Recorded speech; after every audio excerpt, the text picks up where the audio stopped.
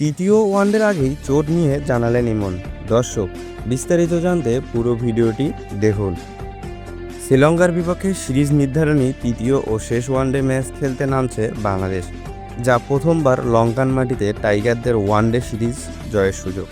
তবে আগের ম্যাচে জিতলেও চিন্তার বিষয় হয়ে এসেছে নাজমুল হোসেন শান্তর চোটের বিষয়টি নিয়ে।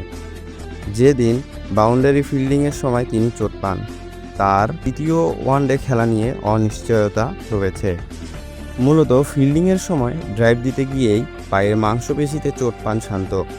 চোটের পর আর মাঠে নামেনি, ছিলেন 24 ঘন্টার পর্যবেক্ষণে।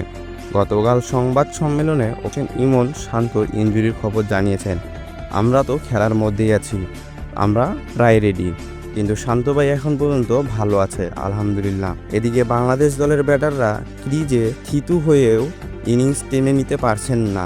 এ প্রসঙ্গে দলের অভ্যন্তরে আলোচনা হয়েছে বলে ইমন জানান, হৃদয় ভাই দুর্ভাগ্যবশত রান আউট হয়েছে, এটা আমাদের টিম মিটিংয়ে বলা হয়েছে।